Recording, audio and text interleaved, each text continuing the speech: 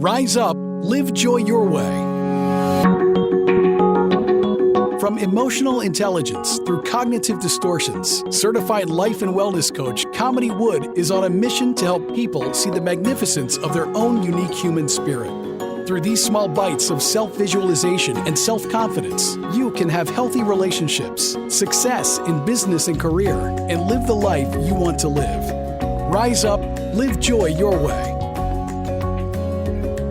Hi there, and welcome back to another episode of Rise Up, Live Joy Your Way. Whether it's morning, afternoon, or evening, thank you for taking your time to spend here with me. And today I wanted to talk about a topic that seems to be coming up in various conversations that I'm having with my clients, irregardless of age, whether I'm talking to teenagers or mature adults, and that's really around social anxiety. The truth is, social anxiety does not have to control your life, and it does not have to keep you from interacting with others. But it's really important for us to just start having these conversations so that we can become more aware of the things that might be holding us back from actually interacting with people and really putting ourselves out there and connecting with people on a deeper level. So what do we really mean when we are talking about social anxiety? Really, at its core, social anxiety is the internal fear of being judged, criticized, ridiculed, rejected, and maybe even abandoned. And so it's really almost as if you've got this constant spotlight where you feel like everybody is watching your every move and they're analyzing every word that you say.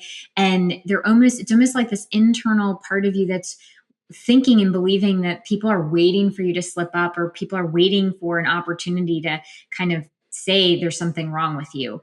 But the truth is, most of the time, people really aren't even focused on you at all, because they're actually wrapped up in their own story and what's going on in their own life. Social anxiety, though, does make us feel like we have to be perfect, and anything less than perfection is going to lead to embarrassment and this idea of rejection and being kind of cast aside. And if we think about we as humans, if we go back thousands of years ago, those individuals that were cast out of the tribe, generally it led to their demise, because if you weren't part of the group, it was very difficult to survive on your own. And so there's that almost innate reptilian type need for survival that wants us to have that connection, but then so fearful of being rejected that's what we're really referring to when we're talking about social anxiety, is this idea that if we're not perfect, people are going to reject us. And if we're rejected, then somehow it means that I'm not going to survive or be okay. So one of the biggest drivers of social anxiety is that fear of rejection, that fear of being cast out, that fear of not being accepted, not belonging. And so it keeps us from maybe speaking up in a group, or it keeps us from interacting with new people, and wants to keep us within what is known and what we would refer to as the comfort zone of what we know. So the next time that you feel fear creeping in, or this idea of I can't put myself out there, you could even just start asking yourself the question, okay, even if I do this, what's the worst possible thing that could happen here? And then you kind of go down the path of, okay, that's the worst possible thing, you name it. And then you ask yourself, and will I still be okay? Will I still survive? What would I do next? And most often you're going to come up with the answer of, well, even if these people don't like me, or they ridicule me or push me aside, I'm still going to be okay. And I will then find other people, or I will figure out a way to connect with others.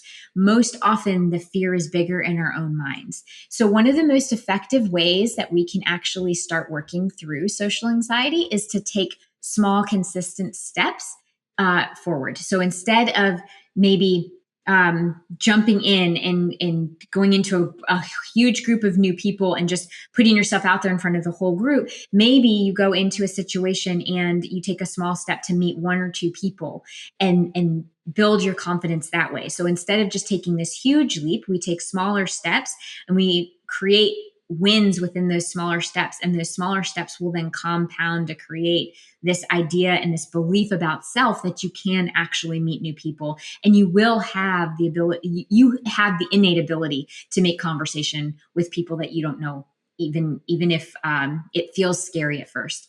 The other thing that we can do too is start to reframe the negative thoughts. So while we can take smaller steps of breaking down the larger thing that we're afraid of, we can also start looking at those thoughts and really naming those thoughts out loud. Calling yourself out for saying, wow, there's a part of me that's having a thought that I'm going to say something stupid. Or there's a thought that, here's the thought that everybody at this party is going to be judging me. And instead, we can ask ourselves, well, do I actually know that to be true? Is this based on fact, or is this based on a fear or a story or a narrative that I'm telling myself? Because once you've identified that the thought isn't actually based on fact, it's based on a story, you can start to shift that and to give yourself room to create space for another accessible thought. So if the thought is everyone's going to be judging me, and we ask ourselves, well, is this actually true? Is this based on fact? Well, no, actually, I have no idea what they're thinking about. Maybe the accessible thought is, I really have no idea what they're going to be thinking about. Or maybe it's most of these people are probably going to be thinking about what's going on in their own life. And then we put our focus on that rather than the focus on the unhelpful self-critical thought. And then, of course, and you guys know this about me by now, that self-compassion is a huge part of how we can start working through social anxiety. I'm a big proponent of self-compassion. It's something that I did not practice with myself for a very long time, and still have to catch myself and reel myself back in and lean into kindness over judgment.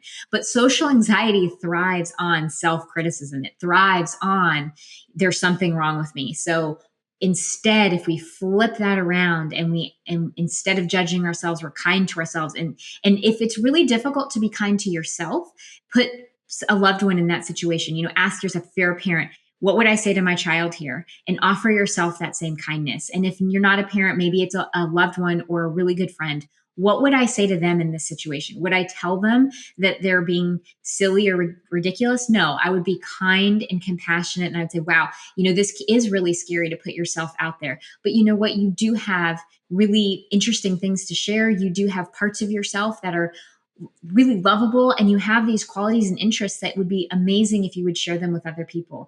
That type of compassion that you would offer to somebody else, you turn it and offer it to yourself. And as you do that, it allows room for you to work through the anxiety that might be rising as you're putting yourself out there into new situations. And then also practicing mindfulness and grounding when you are putting yourself into a situation that is new and feels uncomfortable and there's a lot of fear. Sometimes it's just really helpful to come back to the present moment, because when we think about social anxiety, we're so afraid of what could happen. Really, what we're doing is we are living in the future. We're living into what could happen. And instead, if we dial it back into, okay, what's happening in my present moment? Well, in the present moment, I'm about to enter into a room filled with people. Let me just take a deep breath. Let me take in this moment, use those 5 senses of yours, tap into what the 5 senses are experiencing. What do you see? What do you hear? What do you smell? Come back to this exact moment, get connected with your own self, and then take that small step, walk into that room and connect with 1 or 2 people instead of feeling like you have to connect with everybody in the room. And it's so important to remember that as you're working through social anxiety, it's not about shaming yourself and saying this is wrong with you. And instead, it's about giving yourself time, grace to work through it. It's not about doing it perfectly. It is about taking your time with it, recognizing that, the whole point of connection is to have authentic, real connection with people. It's not just connection in namesake only. So maybe you're going to put yourself out there and you're going to not connect with certain people in one instance. And that doesn't mean that you are not capable of doing it. It could just mean that those aren't your people, and that's okay. We try again.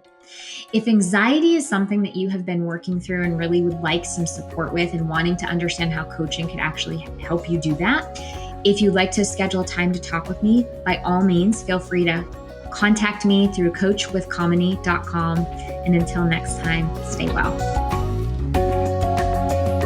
Thank you for listening to Rise Up, Live Joy Your Way. For more information, book a chat with Kamini at www.chatwithkamini.com or visit her website at www.kaminiwood.com.